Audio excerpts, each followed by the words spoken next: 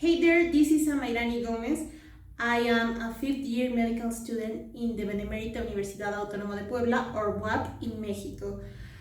A fun fact about me is that I was diagnosed with social anxiety during this pandemic, and this is the first time I'm going through this challenge that means being in front of a camera, speaking in a non-native language.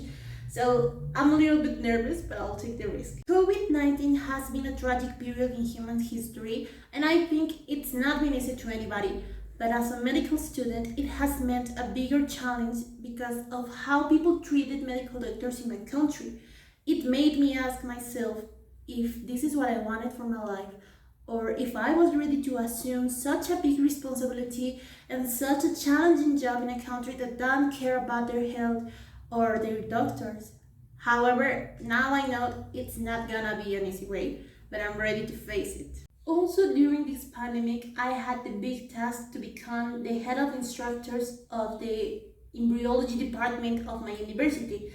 And it was not easy to motivate my classmates to keep working for our common objective, that was, of course, that our students truly learn embryology, and was not easy, of course, to teach such a difficult subject online. So me, as the head of the department, decided to listen all the ideas my team had, and then we as department innovated in our university to become the first department to bring more medical talks, to organize more study consultancies, more study group, and then when my team saw that their ideas were not just listened but applied, they started to feel more motivated for their job again. Last but not least, I want to develop the example you gave in your email about being accused wrongfully by a resident.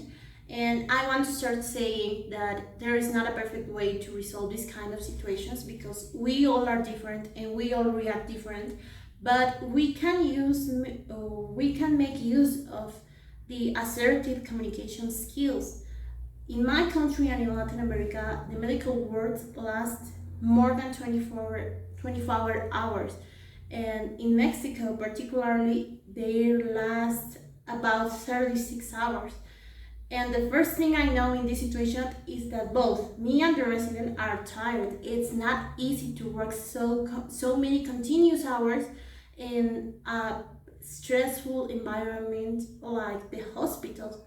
I know it's not far from him to accuse me without proofs, but I also know that it doesn't make sense to start a war between us, because it's not helping our patient that deserves all of our respect, but it's also not helping our laboral relation, because hospital life needs from our teamwork, and sometimes you must avoid some kind of fights like this.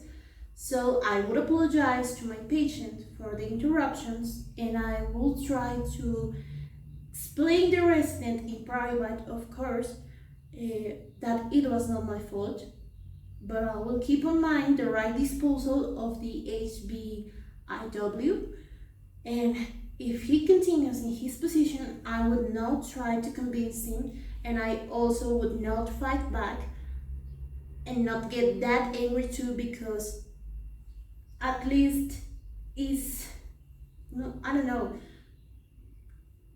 it's not the way to ask for respect that I know, and I deserve respect. My patient deserves respect, so I will get back to work.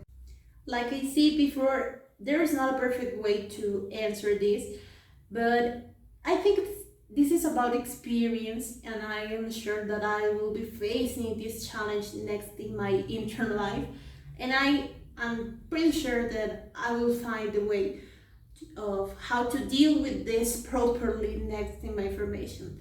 So thank you for your time, thank you for the opportunity. It was super fun to film myself in English, and it's also been an amazing journey, and I can't wait to see what's next.